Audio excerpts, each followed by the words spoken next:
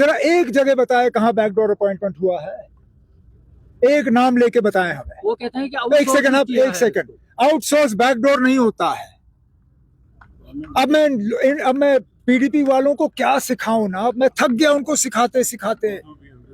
उर्दू नहीं आता उनको, अंग्रेजी समझ नहीं पाते। अब मैं कैसे उनको मैं फ्रेंच में समझाऊं क्या?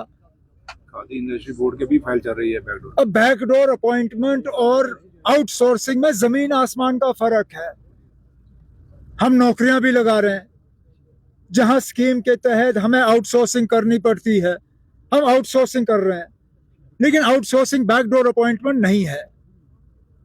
अब ये पीडीपी वाले अपने गुनाहों को छुपाने के लिए हमारे ऊपर बेबुनियाद इल्जाम लगा रहे हैं।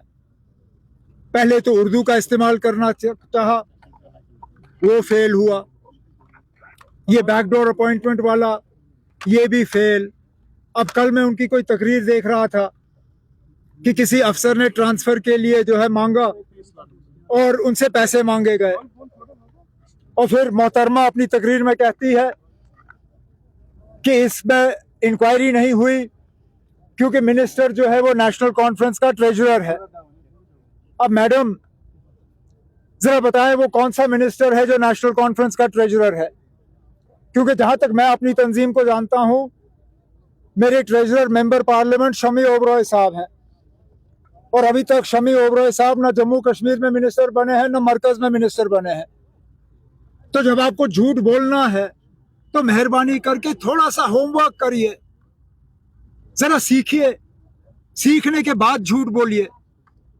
कम से कम थोड़ा सा मुश्किल बनाइए हमारे लिए इस झूठ को पकड़ना। लेकिन आप ऐसे झूठ बोलते हो जिसका सेकंड के अंदर अंदर जो है पता चल जाता है कि आप झूठ बोल रही हो। लेकिन ये सब किया जा रहा है सिर्फ इस बात से लोगों की तवज्जो हटाने के लिए कि राज्यसभा के इलेक्शन में आरटीआई के जरिए साबित हुआ कि पीडीपी ने बीजेपी की मदद की, तब जाके जो है बीजेपी एक राज्यसभा की सीट जीत पाए। उस पे महबूबा मुफ्ती खामोश। उन्होंने ऑब्जर्वर क्यों नहीं लगाया, इलेक्शन का एजेंट क्यों नहीं लगाया, उस पे वो बात नहीं करेगी। लेकिन बेबुनियाद इल्जाम लगा के आप लोगों की तवज्जो जो है वो हटाना चाहती हैं। और तो मैंने बड़गाम में नहीं बोला, मैंने टंगमर्ग में बोला। और आप अब क्लाउड बर्स्ट होने दीजिए ना। आप लोगों को इतनी बेसब्री क्यों? अब मुझे एक सेकंड मुझे ये बताइए ना, पिछले साल क्लाउड बर्स्ट हुए आपसे पूछ के हुए?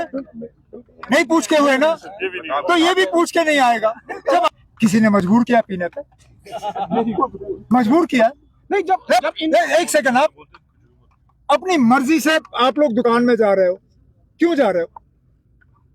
जब हम आपको घसीट के नहीं ले रहे हैं, हम इसकी एडवर्टाइजिंग नहीं कर रहे हैं। हमने इसकी तादाद नहीं बढ़ाई। अब आप गैर कानूनी नशा की बात कर रहे हो। उस अभियान के जरिए जो हो रहा है, जब वो यहाँ आएंगे आप पूछ लीजिएगा। मुझे लगता है 17 तारीख को शायद प्रोग्राम है यहाँ आने का, आप पूछ लीजिए। आज अपनी कॉन्स्टिट्यूएंसी गांदरबल में जो तरक्याती कामकाज का सिलसिला मेरे इलेक्शन जीतने के बाद शुरू हुआ है, उसको हमने थोड़ा और आगे बढ़ाने का काम किया। मुख्तलिफ प्रोजेक्ट्स के फाउंडेशन स्टोन रखे गए, जिनमें नौजवानों के लिए लाइब्रेरी, यहाँ पे यूथ हॉस्टल,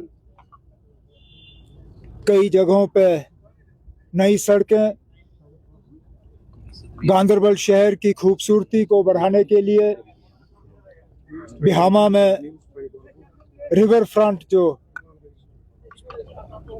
उसको एक टूरिस्ट अट्रैक्शन बनाने के लिए उसके पहले फेज का फाउंडेशन स्टोन रखा गया, जिससे कि मुझे लगता है गांदरबल शहर को उसका फ़ायदा होगा। उसके साथ साथ गांदरबल डिस्ट्रिक्ट अस्पताल में कुछ नए मशीन जिनसे यहाँ मरीजों को इलाज हासिल करने में मदद मिलेगी।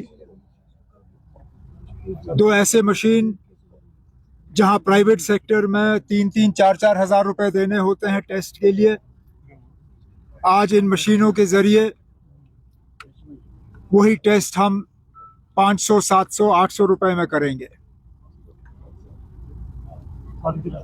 कोशिश की जा रही है